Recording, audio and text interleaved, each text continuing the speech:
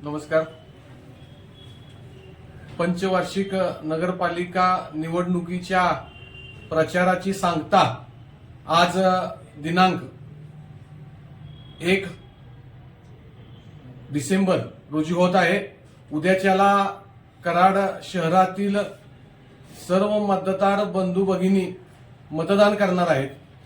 मी सर्व कराड शहरातील मतदार बंधू भगिनींना आवाहन करू इच्छितो की आपण सर्वजण सुज्ञ आहात. योग्य माणसाला, अनुभवी माणसाला आपण सर्वांनी मतदान करावे. त्याचबरोबर गेले 2-3 दिवस विरोधकांच्या पायाखालची वाळू सरकल्यामुळं विरोधक सोशल मीडियाच्या माध्यमातून, विविध माध्यमातून चुकीचे बूम समाजामध्ये पसरवण्याचा प्रयत्न करत आहात. मला असं वाटतं की कराड शहरातील सुज्ञ जनता पावसकर अण्णांना वर्षानुवर्ष ओळखते. पावसकर अण्णांचा स्वभाव असेल, पावसकर अण्णांची कार्यपद्धती असेल आणि पावसकर अण्णांचे विचार हे सर्व सुज्ञ जनतेला माहीत आहेत. परंतु राजकारणी जी लोक आहेत त्यांना फक्त निवडून यायचंय आणि केव्हा एकदा नगरपालिकेत जाऊन बसतोय आणि टेंडर प्रोसिजर करतोय, याच्याशिवाय काही त्यांना गडबड लागलेली नाही. मी उमेदवारांची नावं घेणार नाही, परंतु कराड शहरातील सुज्ञ जनता सगळ्यांना माहिती आहे की असं होऊ शकतं भविष्यात 2 वर्षानंतर कराड नगरपालिका विक्रीला निघालेली आहे, अशी परिस्थिती होऊ शकते. त्यामुळं मी सर्व कराड शहरातील मतदार बंधू भगिनींना आवाहन करू इच्छितो की आपण योग्य माणसाला म्हणजेच पावसकर अण्णांना बहुमताने विजयी करावं. भारतीय जनता पार्टी एकमेव असा पक्ष आहे की समाजाचं काहीतरी देणं लागतो अशा दृष्टिकोनातून सातत्यानं काम करत असतो. कालच आपण बघितलं, महाराष्ट्राचे मुख्यमंत्री या ठिकाणी आले होते.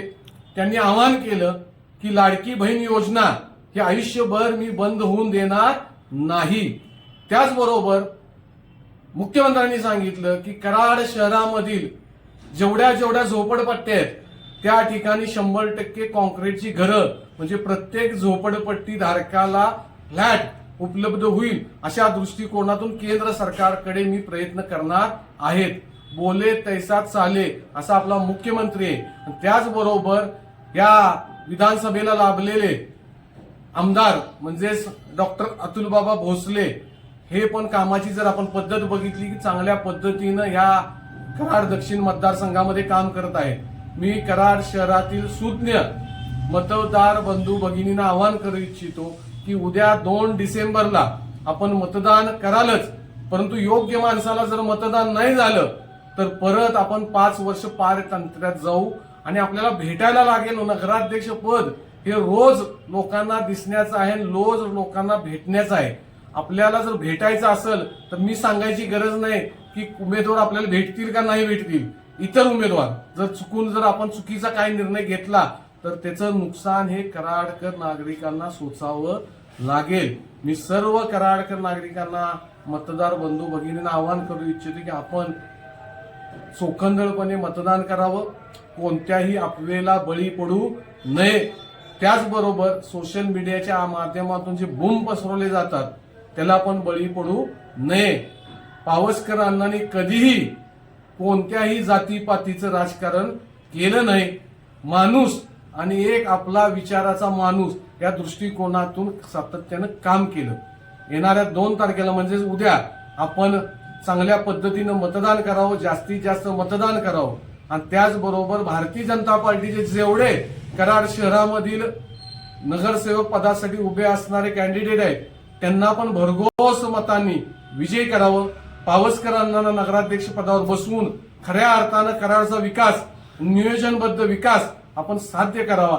येणाऱ्या काळामध्ये 100% मला असं वाटतंय की महाराष्ट्राची ताकद असेल, केंद्राची ताकद असेल की 100% कराड शहराला मिळणार आहे आणि त्या माध्यमातून कराड शहराचा विकास, परिपूर्ण विकास झाल्याशिवाय राहणार नाही. पुन्हा एकदा मी 2 डिसेंबरला म्हणजेच उद्या आपण सुज्ञ मतदार बंधू भगिनींनी भारतीय जनता पार्टीच्या कमळासमोरील बटन दाबावं, जनता पार्टीला करावं ही माझी नम्रतेची विनंती. त्याचबरोबर एक विषय असा आहे, उद्याच्याला काही ठिकाणी दहशत पसरून मतदान कमी होण्यासाठी प्रयत्न करतील. नागरिकांनी न भीता या दहशतीला न जुमानता आपण मतदानासाठी बाहेर पडावं, आपला मतदानाचा हक्क बजवावा, अशी विनंती मी या सर्व कराड शहरातील मतदार बंधू भगिनी करतो. थांबतो. जय हिंद, जय हिंद.